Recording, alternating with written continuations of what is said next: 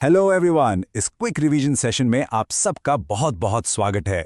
आज हम बिल्कुल एक्सपर्ट्स की तरह इस व्हाइट बोर्ड क्लास में नर्वस सिस्टम और न्यूरॉन के बेसिक्स को डिकोड करने वाले हैं। हमारा गोल बहुत सिंपल है, मुश्किल कॉन्सेप्ट्स को आसान पॉइंट्स में तोड़ना ताकि आपके सारे फंडे एकदम क्लियर हो जाएं। तो बिना किसी देरी के चलिए शुरू करते हैं। Okay, let's dive into this. आज के हमारे मेन टॉपिक्स हैं, पहला द न्यूरॉन यूनिट, दूसरा कोर स्ट्रक्चर, तीसरा प्रोटेक्शन और स्पीड, फिर हम देखेंगे एमएस यानी मल्टीपल स्क्लेरोसिस का इम्पैक्ट और लास्ट में टाइप्स ऑफ न्यूरॉन्स। तो चलिए सीधे जंप करते हैं हमारे पहले सेक्शन पर, द न्यूरॉन यूनिट, इसके बेसिक्स। आप न्यूरॉन को ना अपनी बॉडी का अल्टीमेट मैसेंजर मान सकते हैं। ये हमारे नर्वस सिस्टम का बिल्कुल बेसिक फाउंडेशनल सेल है। इसका काम क्या है? बाहर की दुनिया से जो भी स्टिमुलाई मिलता है, चाहे वो कोई टच हो, आवाज हो या टेम्परेचर हो, उसे रिसीव करना और उसे फटाफट इलेक्ट्रिकल इंपल्सेस में बदल देना। और यही वो न्यूरल मैसेज है जो फ्रैक्शन ऑफ अ सेकंड में आपकी पूरी बॉडी में दौड़ जाता है। अब आते हैं सेक्शन 2 पर, core structure, anatomy of a nerve cell. इसे याद रखने के लिए ना एक बिजली के तार को इमेजिन कीजिए। सबसे पहले आते हैं डेंड्राइट्स, जो बिल्कुल एंटीना की तरह काम करते हैं और मैसेजेस को कैच करते हैं। फिर बीच में है सोमा यानी मेन सेल बॉडी। ये इस पूरे सेल का कंट्रोल सेंटर है, न्यूक्लियस के साथ, जो इसे जिंदा रखता है। और आखिर में है एक्सॉन। ये एक तांबे के तार की तरह है जो उस इलेक्ट्रिकल मैसेज को दूसरे सेल्स तक ले जाता है।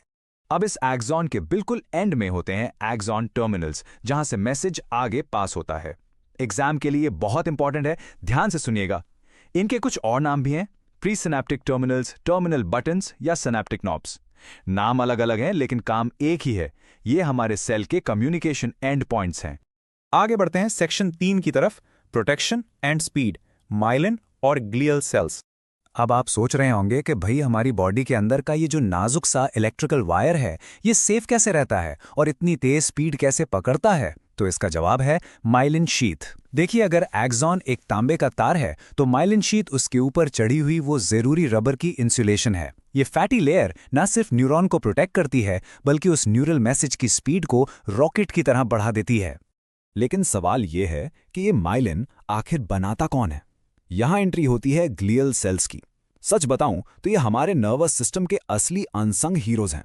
ये हार्ड वर्किंग सपोर्ट स्टाफ का काम करते हैं। ये ही माइलिन प्रोड्यूस करते हैं, न्यूरॉन्स की ग्रोथ में सपोर्ट देते हैं, उन्हें खाना यानी न्यूट्रिएंट्स देते हैं, और यहां तक कि वेस्ट और डेड न्यूरॉन्स को साफ करने के लिए क्लीन अप क्रू का काम भी यही करते हैं। अब इस स्लाइड में जो बात है ना, वो सच में बहुत इंटरेस्टिंग है। थोड़ा ध्यान दीजिए। माइलिन बनाने का काम ब्रेन और स्पाइनल कॉर्ड यानी सेंट्रल नर्वस सिस्टम में ओलिगोडेंड्रोसाइट्स करते हैं, जबकि बाकी पूरी बॉडी में ये काम श्वान सेल्स करते हैं। और इसका रिजल्ट बिल्कुल अलग। अगर स्पाइन में डैमेज हो जाए तो वो परमानेंट होता है, लेकिन अगर बॉडी में कहीं और नर्व डैमेज हो तो श्वान सेल्स उसे रिपेयर कर सकते हैं। है ना अमेजिंग? चलिए अब देखते हैं section 4, the impact of MS real world sticks. जरा एक पल के लिए सोचिए, क्या होगा अगर हमारे ब्रेन की वायरिंग से इस माइलिन शीथ यानी इस इंसुलेशन को पूरी तरह से हटा दिया जाए? फिजिकली हमारी बॉडी पर इसका क्या असर पड़ेगा? इसका एक बहुत ही दुखद परिणाम है मल्टीपल स्क्लेरोसिस, जिसे हम एमएस भी कहते हैं। ये एक डीमाइलिनेटिंग ऑटो इम्यून बीमारी है जहां शरीर का अपना ही इम्यून सिस्टम इस माइलिन को दुश्मन समझकर नष्ट करने लगता है। इसके वजह से न्यूरल फंक्शनिंग या तो बहुत कम हो जाती है या पूरी तरह खत्म। और सबसे हैरानी की बात, इतनी मेडिकल एडवांसमेंट के बाद भी इसका असली कारण आज भी हमें नहीं पता। जब हमारे अंदर के इलेक्ट्रिकल इंपल्सेस इस तरह शॉर्ट सर्किट होते हैं ना, तो इसके सिम्टम्स बहुत सीरियस होते हैं। बहुत ज्यादा थकान, झटके वाले मूवमेंट्स, विजन में अचानक बदलाव, बैलेंस बिगड़ना और हाथ पैरों का एकदम सुन्न हो जाना, ये सब हमें साफ दिखाता है कि हमारी हर एक छोटी सी मूवमेंट इस पतली सी फैट की लेयर पर कितनी ज्यादा डिपेंडेंट है। आखिरी सेक्शन पे आते हैं, section 5, types of neurons, structural and functional classification. एक बात हमेशा याद रखिएगा, सारे न्यूरॉन्स एक जैसे बिल्कुल नहीं दिखते, और ये चीज यहां बहुत ही ब्रिलियंट तरीके से इलस्ट्रेट की गई है। जैसे ही इन सेल्स का शेप और इनकी ब्रांचेस बदलती हैं, इनका पूरा का पूरा आर्किटेक्चर बदल जाता है। चलिए इसे थोड़ा और अच्छे से समझते हैं। यूनिपोलर न्यूरॉन्स में सेल बॉडी से सिर्फ एक प्रोसेस निकलता है।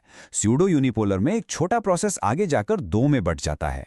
फिर आते हैं बाइपोलर, इनमें दो अलग अलग ब्रांचेस होती हैं। ये बहुत रेयर हैं, जो हमारी आंखों के रेटिना या सूंघने वाले सिस्टम में मिलते हैं। और आखिर में मल्टीपोलर न्यूरॉन्स, जिनमें 3 या उससे ज़्यादा प्रोसेसेस होते हैं। और यहाँ एक बहुत बड़ा फैक्ट है, इंसानी शरीर के 99% से भी ज़्यादा न्यूरॉन्स मल्टीपोलर ही होते हैं। और स्ट्रक्चर के अलावा हम इन्हें इनके काम के आधार पर भी बांटते हैं। एक तरफ हैं सेंसरी या एफरेंट न्यूरॉन्स। ये बाहर के इंफॉर्मेशन को हमारे सेंसेस से लेकर सेंट्रल नर्वस सिस्टम के अंदर तक ले जाते हैं। दूसरी तरफ हैं मोटर या इफरेंट न्यूरॉन्स। ये बिल्कुल उल्टा करते हैं। ये सेंट्रल नर्वस सिस्टम से कमांड्स को बाहर बॉडी के मसल्स तक ले जाते हैं ताकि हम मूव कर सकें। और इन दोनों के बीच में जो मिडलमैन का काम करते हैं उन्हें कहते हैं इंटरन्यूरॉन्स। ये स्पाइनल कॉर्ड के बिल्कुल अंदर बैठे होते हैं। ये रिसेप्टर्स से सेंसरी सिग्नल रिसीव करते हैं और बहुत तेजी से मसल्स को मोटर कमांड्स आगे भेजते हैं। आसान भाषा में कहूं तो ये पूरे सिस्टम को एक साथ जोड़कर रखते हैं।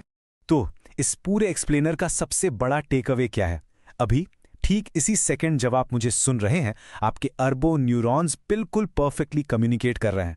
डेंड्राइट्स सिग्नल्स रिसीव कर रहे हैं, एक्सॉन्स फायर कर रहे हैं और माइलिन उन्हें इंसुलेट कर रहा है।